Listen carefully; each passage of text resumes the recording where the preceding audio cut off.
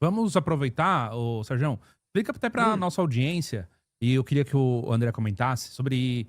Tá, a gente tá falando de mísseis balísticos intercontinentais. Quanto tempo demora pro Irã, por exemplo, soltar um míssil para que esse míssil chegue até Israel, passe pelo radar e o Iron Dome consiga revidar um ataque, bloquear esse míssil, por exemplo. A gente está falando de uma guerra tecnológica, né? Eu queria saber exatamente totalmente, cara. como funciona essa dinâmica. Totalmente. Porque aí ele tem que interceptar o míssil, tem que interceptar o ataque, e ao mesmo tempo ele intercepta um ataque que ele sabe que é um ataque com um potencial de destruição. Porque se o míssil for cair numa região montanhosa, for cair no mar, por exemplo, isso daí ele consegue filtrar e ele, ao invés de ir atrás desse tipo de míssil, ele vai no míssil onde ele pode atingir civis, onde pode atingir realmente a capital e assim por diante.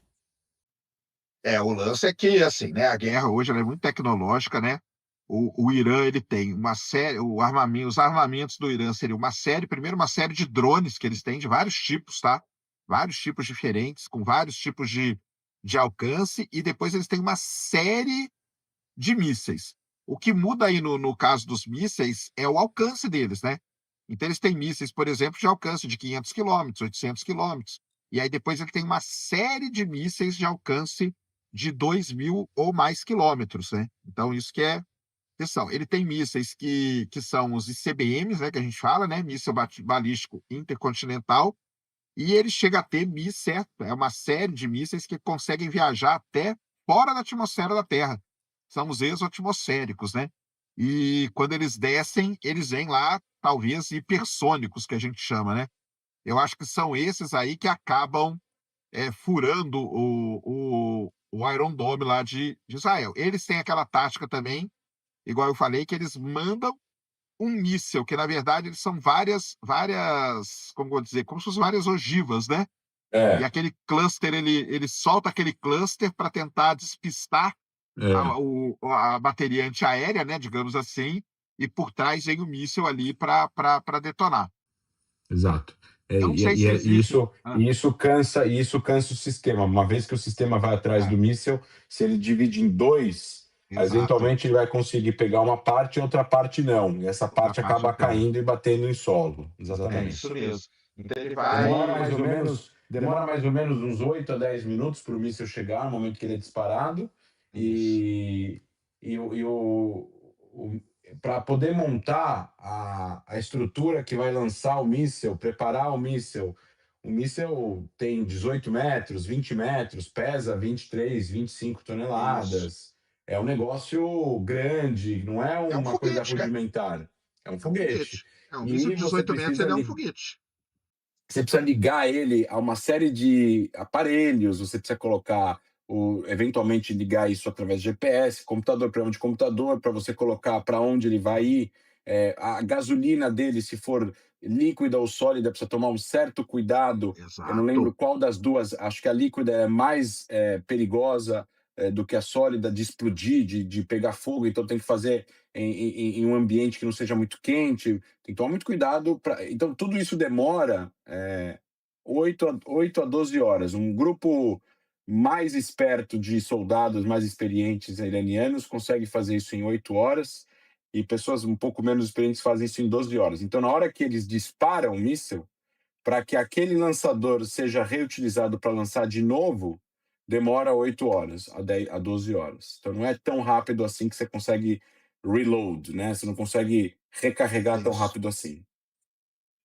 É que na verdade são lançamentos de foguete, né, tá igual eu falei, tem os drones, tem os mísseis menores, né, esses mísseis que atingem 700 quilômetros, 300 quilômetros, por isso que eles estão jogando, né, porque, assim, uma coisa que um cara postou aí outro dia aqui no Twitter, eu até achei engraçado, né, eu acho que é pouca gente aqui no Brasil, sinceramente, que sabe onde fica o Irã direito, entendeu. Hum. Tudo bem que agora pode estar até conhecendo onde que é o Irã, mas, digamos assim, para o míssil chegar em Israel, né, o míssil do Irã tem que atravessar tudo ali. Então, às vezes, ele é mais fácil, talvez por isso também eles estão castigando esses países, né, porque Emirados Árabes, Catar e tudo isso é tipo do outro lado ali do Golfo, né, para eles, né. Então eles não precisam gastar esses mísseis de 2.000, de 2.500 quilômetros, eles jogam mísseis ali, esses de 800, esses de talvez de 500 quilômetros, eles consigam bater ali, que aí são mísseis que são mais rápidos, né, são menores, são mais fáceis de lidar e talvez são mais rápidos de fazer esse reload e tal. Aí quando eles querem atacar mesmo lá Israel, que aí para atacar Israel, para a galera entender, né, o míssil tem que sair lá do Irã e atravessar, né, atravessa um bom pedaço ali. Aí para bater lá em Israel ali, que está ali na casa do quê? De uns 900, talvez 1.000 quilômetros de distância, né, mais ou menos, né? Vai dar, né? 2000. 2.000 do Irã, né? É.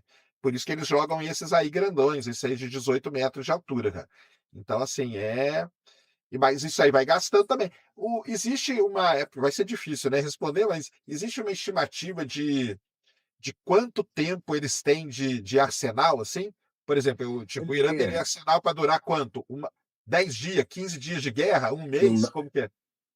eles têm em torno. Depois que acabou a guerra em junho do ano passado, Israel tinha destruído uma parte do depósito do arsenal deles e eles usaram outra parte. Eles tinham em torno de 3.000 ou 4.000, acabaram a guerra com 1.000, 1.000 e pouco, e eles correram para fabricar o mais rápido que eles podiam, mais mísseis para colocar no seu estoque. Era em torno, eles conseguiam, no primeiro momento, fabricar 10 a 15 mísseis por mês e chegaram a 100 mísseis por mês. Então, o Caramba. estoque era estimado entre 2.200 e 2.500 mísseis balísticos total. Mas o número de mísseis em estoque é menos relevante do que o número de lançadores e a Lançadores. capacidade e as centrais de comando e controle e logística dessas centrais de lançadores para lançar o míssil, porque você pode ter 2.500 mísseis, se tiver um lançador, você vai Não lançar um adianta nada. míssil depois É. a cada 12 horas, não adianta nada. Então, é que nem você ter, fazendo aqui uma comparação um pouco mais rudimentar, é que nem você ter 10 carregadores de pistola, ou 15, ou 100 carregadores cheios de pistola, mais uma pistola só para disparar.